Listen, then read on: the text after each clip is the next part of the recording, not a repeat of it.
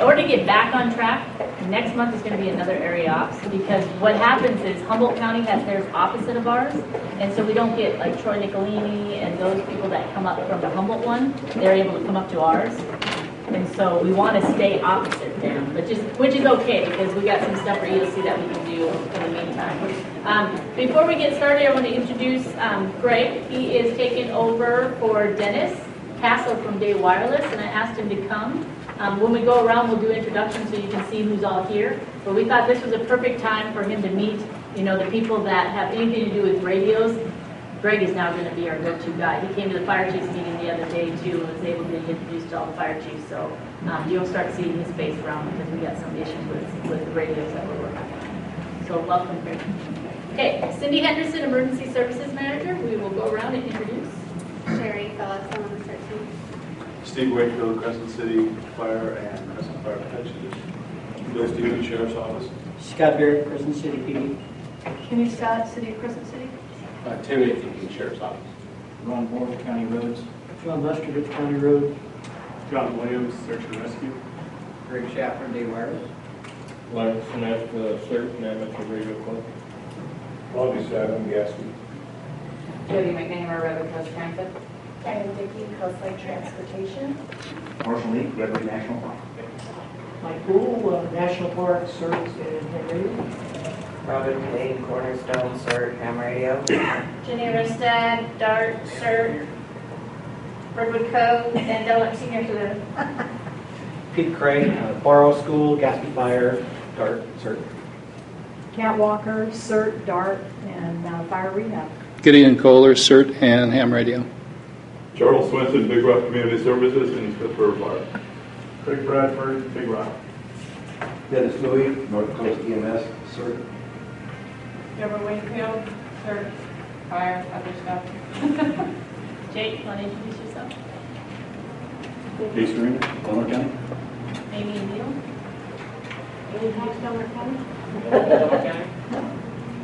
Just so you know, we're using the new video camera that Office of Emergency Services has purchased. Remember last year we talked about one of the goals this next year is to make sure that every meeting is videotaped, any training capabilities were videotaped, and we now have a YouTube channel that's prepareddelnorte.com. So you can actually, remember our webpage is prepareddelnorte.com, so the YouTube, if you search Del Norte, Prepared Del Norte, you'll come up with all the videos. Our EOC meeting last month is put on the YouTube now, so this is a perfect opportunity. If you can't make it to these meetings, we've got a lot of working people here, so if you don't get behind. And so it's available to take out if you need it for a meeting or a class. If you got some people, it would be great for transportation. You got some trainings you got going on that you can't get people off the roads. You're absolutely welcome to do it. IT and myself can help you train you on it pretty easy. Gideon has offered to videotape it today, but it's really, you can set it up so easy. It's on wheels. It comes in 2 carrying cases, so it's pretty simple. Basically, just let me know that you want it, and then I'll let IT know. You go to IT, you check it out, do a little mini training, and then you take it away. And if you want to post it on YouTube, I can just do that for you too, so we can keep that all on there. So that's absolutely, feel free. If you have anything going on that you want to videotape, this is the perfect thing to do. Like I said, the EOC meeting was taped and put on the YouTube last month, and then area ops will be done today. And we did fire CERT last night, so that'll be on there. So any questions about that? So just so you know, you're being videotaped. You're okay with that, right? Just so you know. We got a couple of late stragglers. Charles, will you introduce yourself, please? Carl Tweed from Delmarino. Jim? Jim Buckle, County Agriculture Animal Control. And Linda? Linda Schiff, Public Health Nurse, Health Services. Pull-up chairs. Okay, so first thing I want to talk a little bit about is I sent out last week, Dennis had put together the after action for the Cascadia EOC activation exercise that happened on May 14th. If you haven't had a chance to look at this, please look at this. We're looking for somebody that didn't get included. If you're on the planning team and I forgot to include you in there, please let me know. If there's spelling errors, or if there's something that we are missing, this is a very draft. If there's something on a core capability for major strengths, areas of improvement that you think we missed, please let me know. Dennis and I are going to finalize this in the next couple of weeks, so take a look at it. This is the EOC activation exercise that we did with the state. if you were at the after action, we had all those things put up on the board, and so that's a lot of our hot wash was done. So let me know if there's anything. I know Dr. Raywald, somebody sent that in, I can't remember who Dr. Raywald's the name is spelled wrong, so we'll fix that. But anything else, let me know. Any questions on this? And remember, this gets posted to the state so that all the other counties can look at it and learn from it also. So it's really important that we keep it as accurate as possible. I want to talk about grant funding. If you didn't pick this up, there's one on the back table. This is basically where we're at with the grants. EMPG, and as of today, Homeland Security has been officially approved with a letter. FEP, HBP, and PAN, they are in the contract portion of it, so the projects are approved. We're just waiting for the contracts to be addressed for the county. So let's go over it a little bit so you can take a look at them. So EMPG, this is the one that has a 50% match or in-kind match. And I'm happy to say that everything in EMPG, there's only one thing that's an in-kind match, and that's Project H, and that's the regenerates. So they are going to match $33,000 for their generator, which is really good for the school. And that's really important for us because we've gone out there with the next couple of neighbors in the Snake River now, so it kind of follows that same direction of looking at the gaps for the community. So Project B, two-way portable repeater gas fees. This is for Delaware Amateur Radio, $5,000 got approved. Portable barricade for county and city roads, $1,500. $1,000 for portable traffic cones, county and city roads. Search and rescue amplifier boosters, $1,500. Gas fee portable radios for neighbors helping neighbors, got $500. 2-meter radios for search and rescue, $2,500. The Smith River generator we talked about. Search equipment, $8,321. Borrow Boys got their container for $5,000. That's the Conic boxes like what we have at the schools. They're going to help us do some storage, so we have some necessary things out in that area. Uncharted Shores emergency bags, $2,000 for U.S. schools. Water purifiers, $1,000, gas fee neighbors helping neighbors. We had $10,000 for full-scale exercise. We're going to have to take a little bit of that money for Project M, and we have an issue with our portable radios. CalPort has now put a field run on there, and we're only going to talk to helicopters. We found this out through a couple problems and after actions. So we're going to probably down that by a few thousand because we need to get everybody's radios programmed with this field zones, and we now talk to the helicopters that are coming in, rescue helicopters, whether it's Coast Guard or Reach or whoever. Homeland Security on the back. Portable message boards by Johnson County and City Roads. That's what Ron had with Delaware Ambulance here and showing us that time. Hazardous material spill equipment, $1,250, and absorbents. Those are from City Public Works. Container equipment also, $2,500 for County and City Public Works.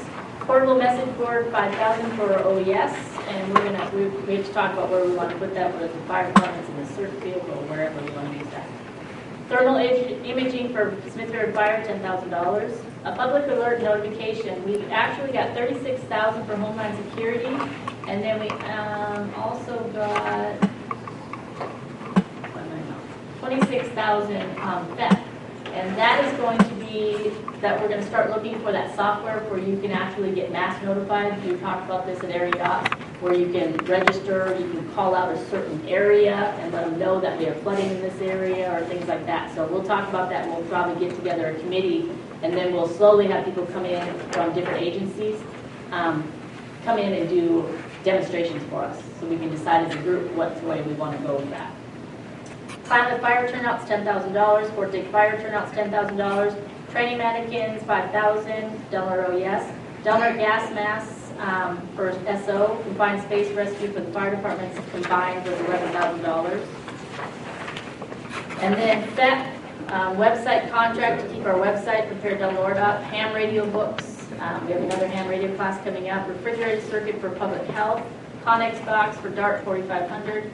Travel, this is for public health, OES, $7,900. Public alerting, we talked about. CERT class, $3,750. HPP is your hospital or your healthcare preparedness. Alert signs, $5,500 for Delaware Ambulance. Blood gas analyzer for Sutter Coast, $16,000. Security cameras for Sutter, $8,000. Training for American Red Cross, so they can offer some trainings, $3,600. Full-scale exercise, we have $8,250. That'll be for like our statewide exercise and things that are mandated. Ventilators for the hospital, $22,000. And PAN, statewide exercise, $3,200. Storage costs, remember we have the storage that has our medical cash in. Sat phones and risk communication, which is our advertising on the radio for classes and things like that. So that's what got approved.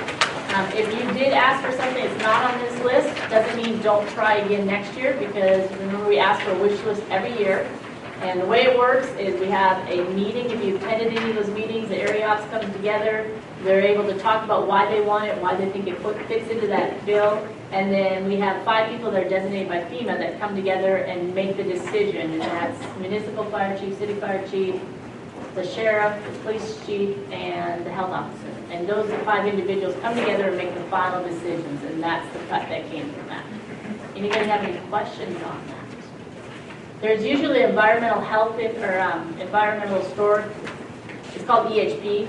If we have any projects that have to get a historical background done to make sure that we're not disturbing soil, we're not being too whatever. The only project that's in that is the Smith River generator, and they're already working on that to get approved for that. So everything else is spendable. So if you're approved for something and you want to start spending it, contact me and we'll talk about how to do that. Questions? Okay, good. Okay, neighbors update. Anybody here from Smith River? Neighbors helping neighbors? Okay, I know where we're at with that a little bit because I just talked to Myron and Pat, who are the Neighbors Helping Neighbors community leaders out there, and they are actually putting together a meeting because Pat had medical problems with her family, and so during the summer they kind of lied low because she was out of town. So they're coming together now and having a leaders meeting so they can get their people back on track and start zoning out their neighborhoods, and start marking on a map. That's where they're at with that. Klamath is slow pickings down there. We need to give them a boost and see what we can do about that. Gasky, Monty, you want to give an update on Gasky? In April, we had a community meeting out there. We had about probably 40, 50 of the local community show up, something like that. And it was early in the season, so we discussed things like the upcoming fire season and drought conditions and dispensable space and personal preparedness and DART and CERT and about anything else anybody had to offer. And earlier this year there was the pod training, so 4 of us from Gasky went to the pod training and have recently got together and set up several different pods, potential pods and pod sites for Gasky, and had them somewhat plotted out. And for anybody that doesn't know what a pod site is, it's a point of distribution. So these are your drive-ups where you're going to dispense water or food and things like that. You stick them in the back of the truck, they pull away. These are points of distribution sites. so we've got our points of distribution, potential points of distribution sites set up, with traffic flows and all that. And then October 28th, we're going to have a meeting for the neighborhood leaders to get together and to go over this because they haven't been trained on the pods yet, and discuss several other topics that they want to talk about. And the fire season isn't over yet, and so the neighborhood leaders pretty much act autonomously when they're doing their local neighborhood meetings, and so there's been a few of them happen over the summer, but once in the summertime, those meetings don't occur too much. I would anticipate this one will more open up. That's what we're doing. Any good questions for Monty? Okay, very good. CERT update. Deb, can you give us a CERT update? CERT, Cindy and I were just talking about putting together a topic calendar for the whole year so people will know what the topics are. So we're doing, every month we do the whole training for everyone who's already been trained. So we are trying to reach out to more of those people and get those meetings to a lot more people to come back. So it isn't a catch and release program, but that we keep everybody going. November 14th, 15th, and 16th, we have a class here at Crescent Fire, and it'll be all day, or Friday afternoon and evening, all day Saturday and all day Sunday, and then that's the whole package. The people that take that weekend will then be certified on Sunday late afternoon. We have 45 people signed up for that already. So if you have somebody, there are about 5 more slots that we can fill up. That 50 is a big class, but it'll probably drop down a little bit. So that's kind of exciting immediately to have that many people. And then we'll do 2 other rounds of training throughout the year so we can get that in. In addition to that, we have firefighter cert for any of the people who want to join that group, and we do that once a month. We had that last night, and we're working on truck number 7 out of the city, which we're the main users of, so we're going to have the city work on putting in some more brackets and things. We have new cert easy ups that we can put up on fire scenes and different kinds of scenes, so getting that stuff all stored so that in any emergency, boom, we're ready to go, and that thing is set up with everything we need on it. So that's pretty exciting for us. We had a good time working with that last night, and looking forward to maybe getting that finished up next month. It might take a little longer.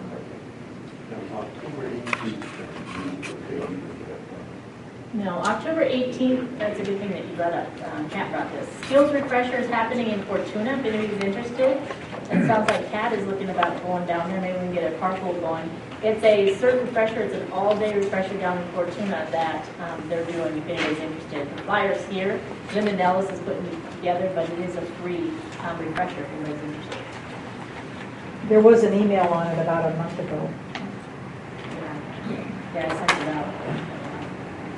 Hey, any questions for CERT? Yes. Are DART members who are not CERT trained invited to be sworn in and get IDs at that first Friday night? November. Yeah, that's absolutely. And Oh, no, others. sworn in as a DSW. Oh, it's a DSW. Yeah, because we always do it at the beginning. Absolutely. Yeah. Because there's But we several will of the, swear in Friday night. Friday night, Yeah. that's when it starts. Yeah, 6 o'clock? yeah. Yeah, unless that changes, I'll let you know, but I gotta talk to Tony and make sure she can do that. There's probably 6 or 8 people that need to. That's a good time to get that.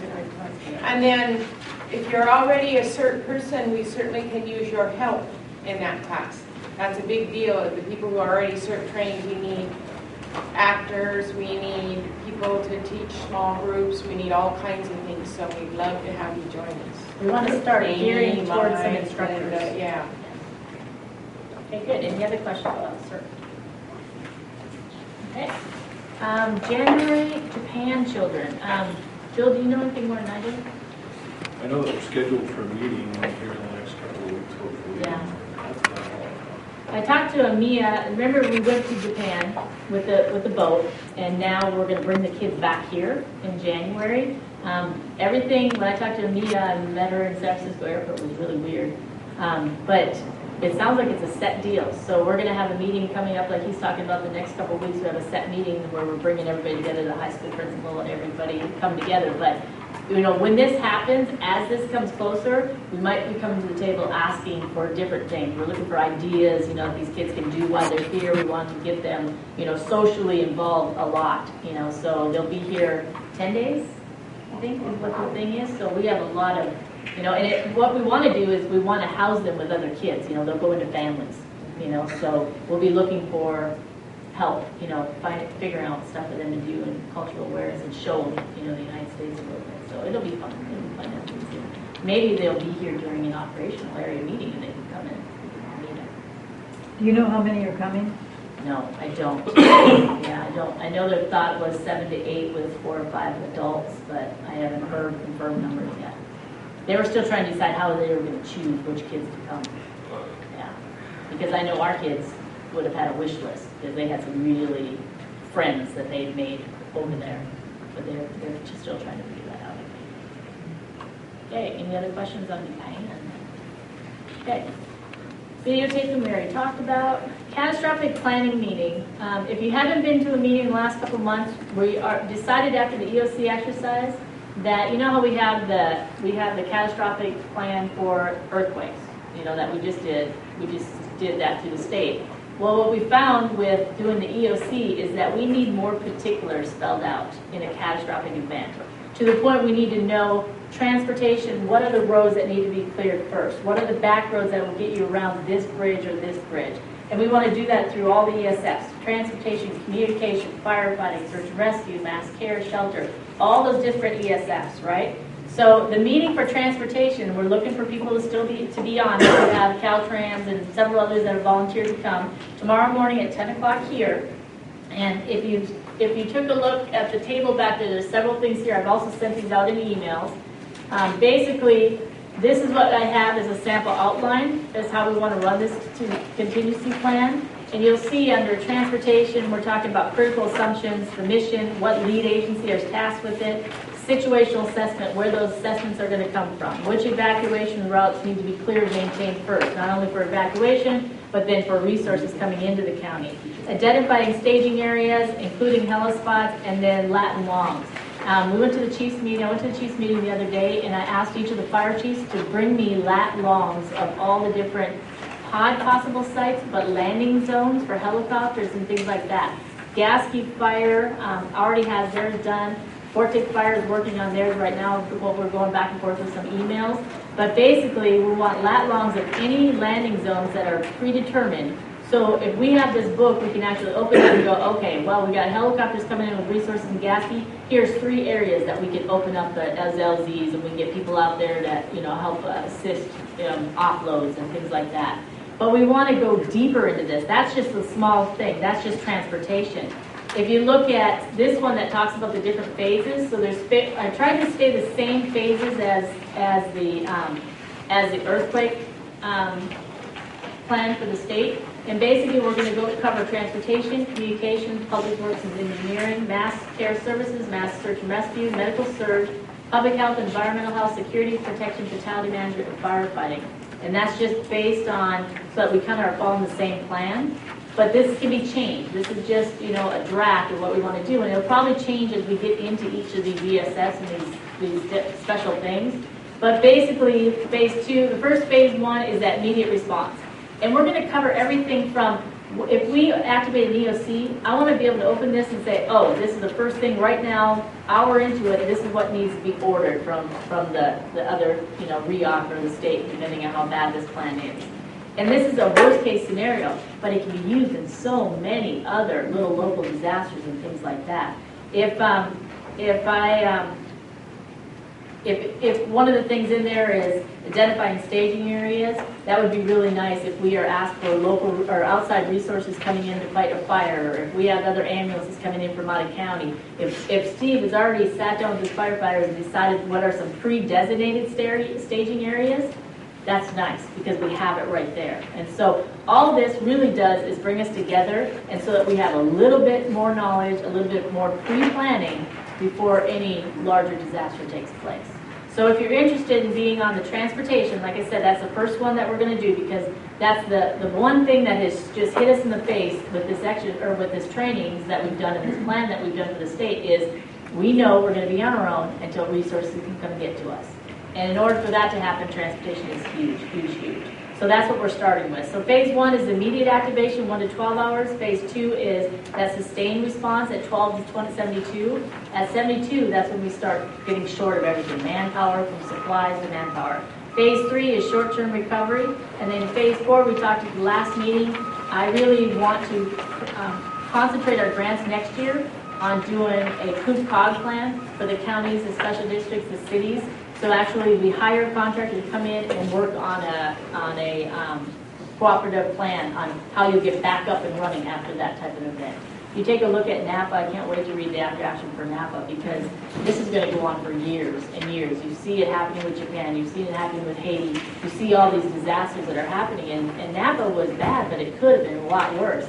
And the problems, they have a $10 million donation to the wineries that they can't figure out what to do with it, because it's sitting up here and they can't figure out how they can split it equally, who takes it in and dispenses it. There's a lot to it. So they're in danger of losing a $10 million donation. So there's a lot of red tape that can be covered if you have a COOP-COG plan, either for the government or for the special districts or agencies that are all part of our area office. Questions on this? 10 o'clock tomorrow. Come play. It'll be fun. I did put an outline up there just to give you an idea of what we're going to look at. So if you're interested, this is just ESS transportation, and this is kind of how we're going to go about it, with the help of all the first responders and everything that works with transportation. Okay, any questions?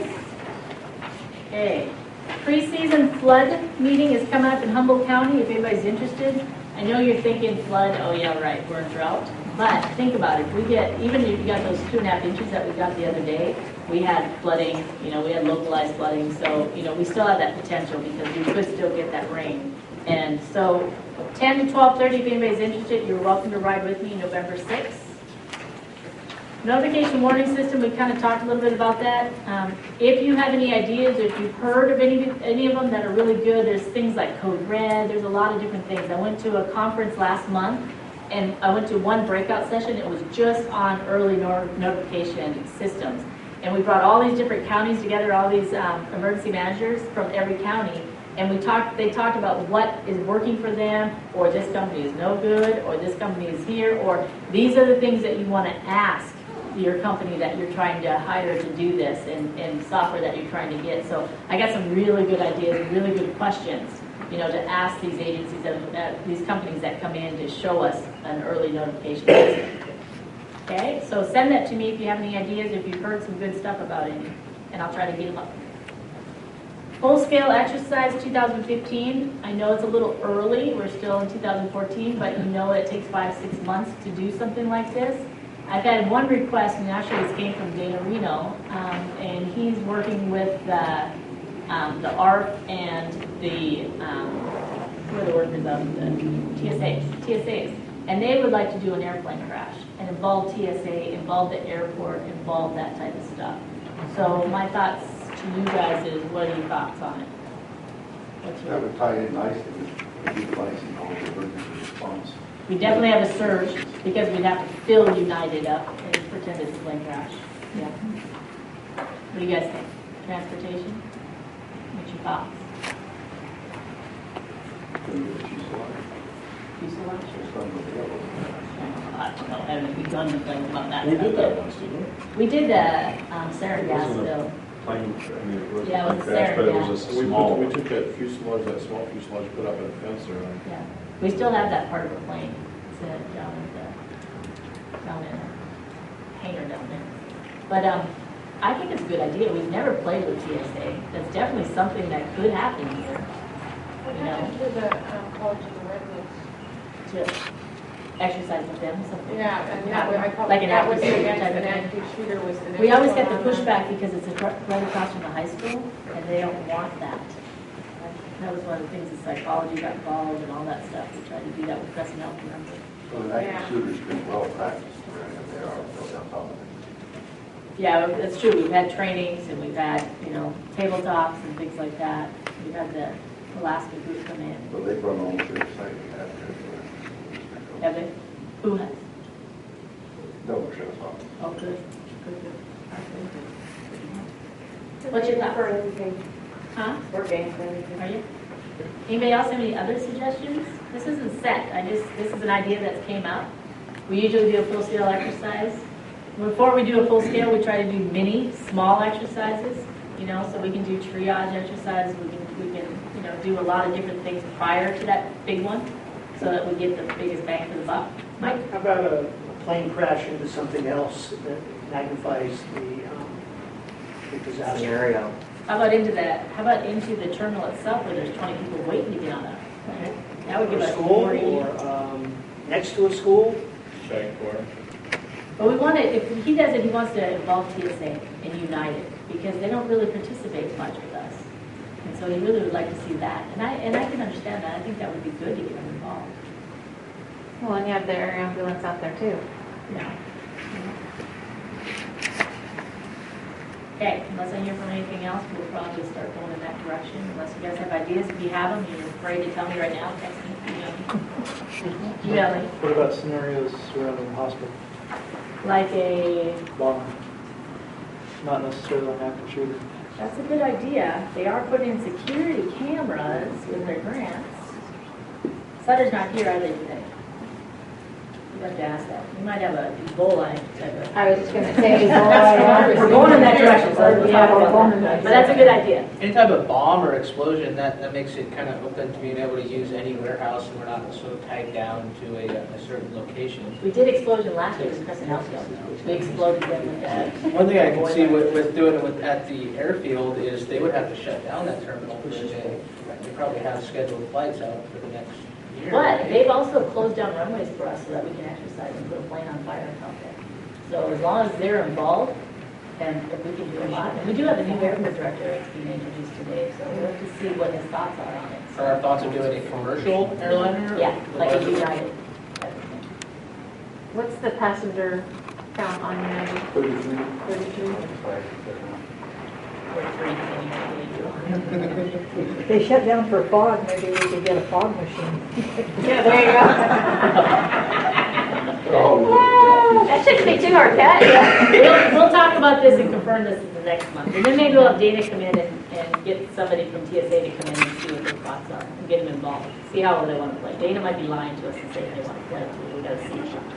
Okay, communication and helicopter response. We had a couple issues with helicopters, but we also had a helicopter meeting where we brought EMS, firefighters, brought them all together, brought some medical helicopters, we brought Coast Guard, all to a meeting with North Coast EMS, which was a really good meeting. I thought it was a really good meeting. And basically talked about response. We've talked before, and you've heard me complain before, is that we've got to move forward with the helicopter response. That we no longer just have rescue helicopters available to us, your Coast Guard, your CHP, your CAL FIRES. We have medical helicopters available to us that are minutes away also. And so I think there's a big difference between a rescue helicopter that comes with an EMT, and there's a helicopter that comes, a medical helicopter that comes with a flight nurse and a flight paramedic. So my always push was to move towards the future, and if we need a helicopter that needs to be for rescue, absolutely, that's what we ask for. Right. If we need a medical, you've got the person out of the vehicle, but you're still in the middle of the boonies, you need a medical helicopter. And that's what this meeting was really about. We found some things out. We found out that, that like I talked about at the beginning of the meeting, is that CalCord now put a PL tone on it, and none of our first responders have that PL tone, so they can't talk to the helicopter that's coming in. That's a problem, so we're going to fix that. It was really nice is because CAL FIRE, we are reheating on training. I think that's a really good thing. I have a training with the dispatchers coming up. We're setting up to do the helicopter training because they're actually going to sign what's it called, Steve? Where they assign the name of the incident. The incident name. So that's going to be nice. So there'll be no more confusion if there's two wrecks, and is it two different wrecks or is it just one wreck? So the dispatchers are going to get trained in that. We're going to do some training with each of the fire departments so they understand the protocol. They contact dispatch, our sheriff's department dispatch then contacts CAL FIRE, and they re-hit on to make sure they have all the different helicopters available to us, and they will immediately, if we have somebody and we put them on standby, let's say Buzz has a wreck and he's going to an overturned vehicle 20 feet down an embankment, he can contact dispatch on his way there and say, find us a rescue helicopter and put them on standby. So CAL FIRE will immediately start contacting people to find out where our nearest helicopter is, put them on standby so they're fueled, they're ready, and then if Gasky or somebody gets to the scene and calls it and has it stand down, then they get canceled. If they needed to launch, they launch that much quicker. So we're doing that type of training with all the first responders and our dispatchers. So I think that's a really, really good push for helicopter response in Delaware County. Questions or other comments I missed? Meeting? Tim? No, Did I cover it? covered all the stuff. Okay, good. EMT class, I have an EMT class coming up. There's several flyers that I've left up here if anybody's interested. One of the big things, training, and I think this is great, is our Red Cross needs disaster action team members. Not so much to respond on the big catastrophic events, but they need the everyday DAT response. So let's say we have a house fire, and Steve calls out Red Cross because we have a family displaced. They come out and they work with those individuals. So they're looking for that. They're desperate need of DAT members. It's a volunteer thing. You have to go through trainings, and it's basically these 4 trainings. You have to, if you look at this, it's every year Delaware and Humboldt residents find themselves in dire need when their homes are affected by fires, flood, and other disasters. Every time a disaster action team helps provide emergency assistance with blankets, water, other immediate needs. These courses provide the training you need to be a DAT member. To be fully qualified, you must attend each type of class. All required classes are offered this week. So it's starting Monday, October 20th, and going to the 26th. What's great is there's classes that are offered twice in here so that you can pick which one you want to go to. Once you have them all, then you can be a DAT member. Some of these are available online, according to Chris. So if you can't make one of them, and you get the other one. Are But Are these local or are they? These are local. These are local. And, you know, I would love to do this. I was have to talk to JC, this is a company, but this would be good to do. You know, at 3 o'clock in the morning, you get a phone call from dispatch saying, hey, they need DAT members to come out to this thing.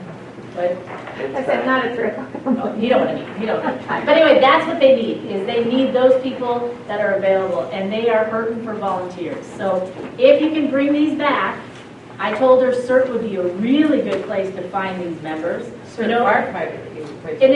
and CERT firefighter, if you're not involved with CERT like firefighters, or if you're not involved with something with CERT and you're kind of bored, this would be a really good thing. Maybe fire CERT's not your thing. This would be a really good thing to do, or in place with it, you know. So there's flyers back there if you're interested. It's a good thing. Cindy, just FYI on that same note, I have been called 3 times now for people for Red Cross that have had animals. Well, then you need to be a DAT member. No, I don't need to be a DAT member, thank you very much. So, I mean, and that's part of DART. I mean, we already do that every month, so Yeah. just FYI for everybody with that Truly, if you happen. want to get into the community and you want to help out on a daily basis, not only in a catastrophic event like what CERT does, this will give you some good experience. This is good stuff, guys. So you really should take this back, put it at like Health and Human Services, try to get that group. I mean, that would be good for them to do. EMT class, like I was saying, starts January 5th and it goes to May 4th. This is going to be a Monday night class and a Wednesday night class if anybody's interested. We have an amateur radio class coming. This is a $20 refundable deposit for the book. That's just to make sure that if you reserve and you get the book, that you show up. When you show up to the class, then it's free. You get your $20 back and it can be used for your license. This is coming up December 6th and 7th. It's a Saturday-Sunday class. We need more ham radios for emergency response. Very important. Jeff Shorty and his wife Susan do this for free. They volunteer their time, you guys. So this is a really good opportunity. If you're interested, there's flyers back there. I just got this today. This is a do-it-yourself drought solutions being held in Humboldt County. This is Saturday, October 4th, which is coming right up, like 2 days. Arcata Community Center, they're doing drought solutions trade show presentations, talking about native and low water use plants, permaculture, kids activities, rainwater harvesting. There's just a whole bundle of stuff in Arcata for you to do if you're worried about the drought. And that's about it. Okay, so last thing I want to talk about is the Ebola. I've gotten a couple phone calls already this morning. One good thing is the one in Honolulu didn't pan out.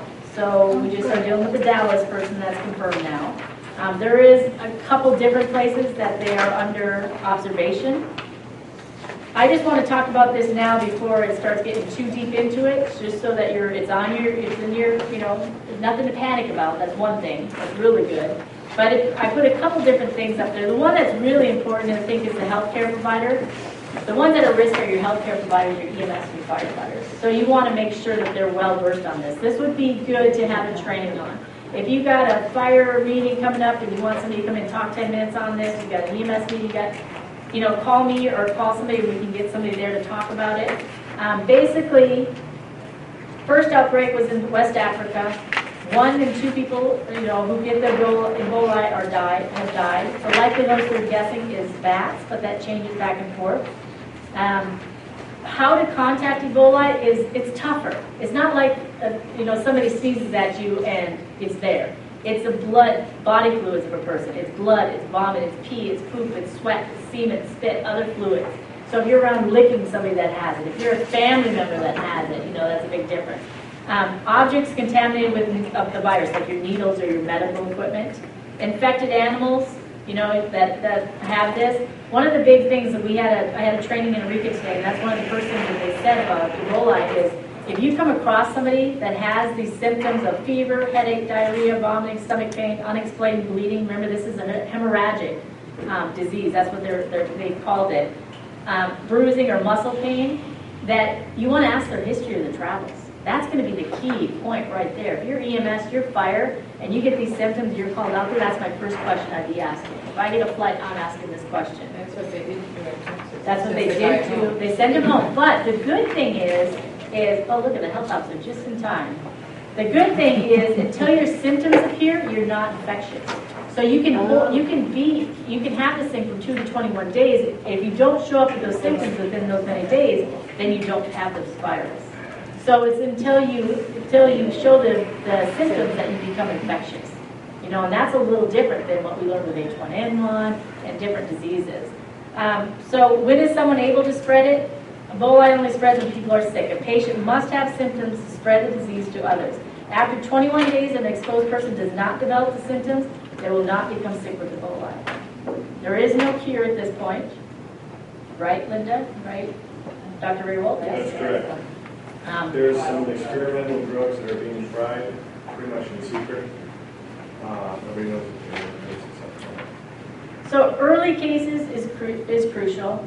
And CDC has a website that's just Ebola, but CDPH is much more user-friendly, and I like that site better. If you just type in CDPH, which is California Department of Public Health, and type in Ebola, they have everything from healthcare workers, what you should know, transportation, what you should know, EMS, what you should know, and they even have checklists that you can do your trainings with.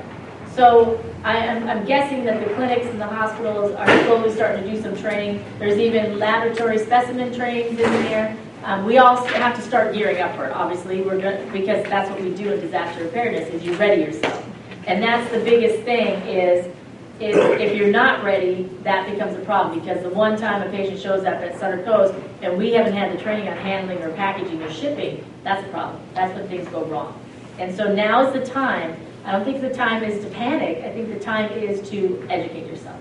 Educate yourself, make sure your staff is educated, make sure that, you know, if you are suspicious and you just came back from Africa, my brother just came back from Africa, right? He was hunting, and all of a sudden he got a cold today. It's like, so I'm starting to panic. Instantly, I start panicking. It's like, get to the doctor. But it's those type of things that you want to worry about.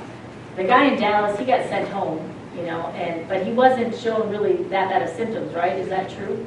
Dr. Raywold, have you looked at that case yet?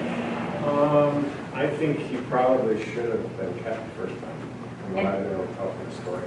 But what they're saying is it's probably family members now that they're quarantining, and those are the ones that are at risk now, right? The immediate family, I think there are 5 or 6 who were quarantined into their house. Okay. Complete isolation.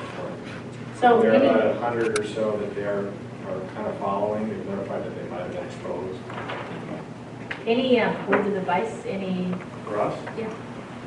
Any thoughts on it? Nothing that we haven't already said. I think it's, especially for first responders and EMTs, it's a good time to go online and start looking at this. Everything that pertains to what people have to do if they have to transport someone. The health department, we have to brush up on transporting specimens. The hospital has to do the same thing. If your isolation, if you are out of those type of things, see me. We have storage full of masks and gloves and everything else that you need. So if your BSI is not up on the fire truck or the ambulances, wherever, now's the time to start just looking at that stuff and make sure you have it, make sure it's not out anything. I'd like to be able to say, don't worry about this, it's going to only hit big cities, but I know at least one person in this county who's going to go to Africa this month. Yeah. You know, I just came back. and it depends on how well information is contained in the continent of Africa. Who decides the future is. It's gonna take diligence. I mean, we're gonna have to be diligent on stopping this thing. So. Can I add to that? Yes. We've been talking about this for about a month at work here, and great opportunity for exercise. Yes. Pull out the policy manuals, look what's there. What I thought was most interesting is all these early signs of Ebola are flu-like symptoms. Yes. And we're going into flu season, and so the grade is the question that they're sharing with everybody, just asking questions about the travel. But to go in, see what the equipment is, how it's working. It's old, we don't play with it very often. Let's make sure it's in good shape and that we're prepared. It's a great time to educate ourselves. It's very good time to educate, and that's pre-planning with anything. It's no different than flood preparedness or anything. It's preparedness. There is the EMS. I think I sent this out to everybody, but there is an EMS checklist on the table, and this basically goes through exactly what he's talking about. It's completed, in progress, or not started, and it gives you really good ideas of what you can do for your staff, especially first responders and EMS. It's a good thing to have. Any questions, other concerns, questions about this that you want to bring up? Just have an idea. In an airplane crash, Yes. If you have somebody in there on the back of that, they're sick, just throw it inside.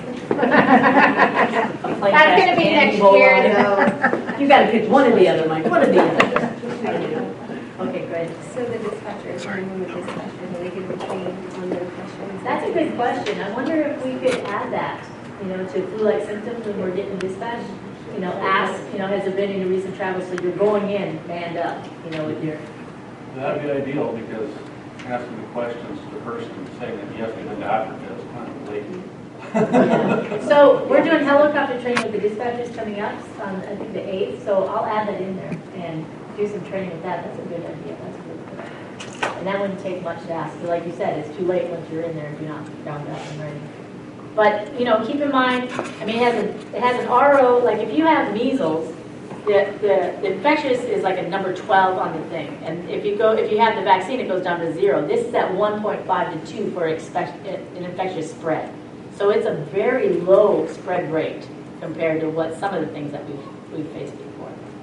Well, I'm sorry, not to mention, we're talking about a country that has very poor health care, poor ways of handling it, and not to mention the health care that's there is primarily supplied by the United States or military or some other government that's not belonging. So it's really a bad scenario for them, for sure. I think education, being ready, just, like you said, pull it out, talk about it, pull it out, talk about Pull the it. equipment out, play with it, see what's going on. I was going to ask Charles while we're on the subject almost, is any updates on the children's respiratory distress issues? That would be, to that gentleman over there, I've watched it, I've read a lot about it, I don't know any updates about it. It's a Southern California thing, with Yeah. cases in Southern California. We had, The norovirus? yeah. Latest I heard, it's now been confirmed in 40 states. Then there's been 6 cases in California that have been confirmed. But an norovirus is typically it's a widespread thing that just travels through communities, and it's just under the radar because it's not something you normally track from a public health standpoint because it's not unusually fatal or doesn't have unusual consequences. Is it all respiratory, the symptoms, or what is the symptoms? The problem with this is that when it first got picked up in the Midwest, it was attacking kids with asthma, and they were ending up in ICU. And that's how they really discovered it was taking place, because they were just getting clusters of kids coming up with the exact same thing, and all pretty sick, and some of them ending up in the ICU. So when that happens, it just sort of triggered the public health response, which is to start surveillance and try tracking it. And the other new development is that there may be a connection with this virus and this neurological condition that's showing up in kids. We just got that bulletin this week, which day. That some kids are developing sort of a limb weakness condition, and they're finding that they have some spots on their spinal cord. Nobody really knows if it's going to be permanent or not. It's too soon. And the thing about some viruses of this category is we've known for years that some kids will develop neurological problems after an infection. It's just in the past, it was kind of, again, it was under the radar how often that happened and what it was connected to wasn't really well understood. Now we have the capacity to do this sort of thing. So it's kind of, we're putting this whole system into action now. So there'll be more updates in the next month about how this is progressing. But like most viruses of this kind, once it gets started, it starts spreading across the country. And, it's in California. It's been in California for several years. It's probably in this community right now. Yay. All right. We just don't, it hasn't presented in a way that it's identifiable. Linda, anything you want to add? Anything you want to add with this? Well, we have gotten our flu vaccine in on that topic. It said, we're starting to set up clinics in the outlying areas like Klamath, and then the clinic probably in Smith River, senior sector portion, and I think Collier is setting something up for our ambulance. Can they set for the first responders too, all of them? So yeah. It's usually does fire too. So anyway, it is imperative that people go through organizations. Okay. Unless you have any further questions, that's my list. We can go around and see what you guys have. Okay. have anything, but Tim, about the rec thing, I don't know if that's still an issue or a problem. It hasn't been. Okay, Nothing? Nothing yet. I just, the flu vaccines in Clemens, knew where those were going to be. Yes, you'll have to, Can you I set, just don't have the exact date with me. I have it written down on my calendar. You want to give it? Linda, can you send that out to me and I'll send it out to the area ops group so that we can have all the dates? Charles, did you have anything? No. That's it? Greg, anything? Anything? No? No? You're also going to be doing it again this year for county. I don't have the exact date for that. For who? County employees.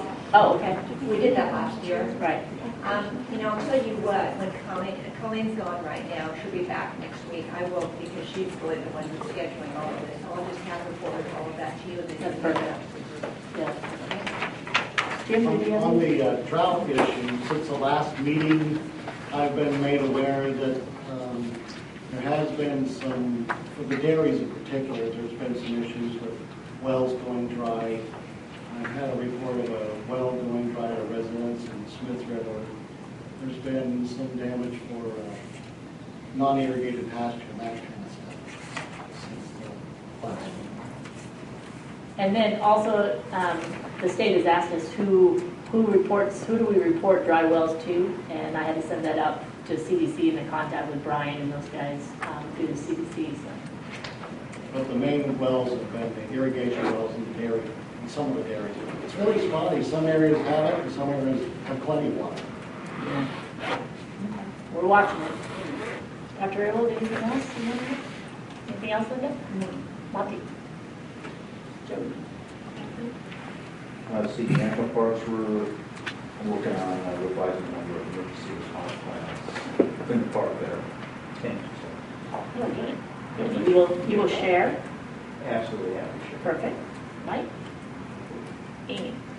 Dina? Bob? Judy? We did K9 Olympics this weekend how'd that go? for dart, and estimated about 20 photos that we took and gave out information. So So that tell was them kind of about the a success. photos, what you guys did. Oh, do you have anything?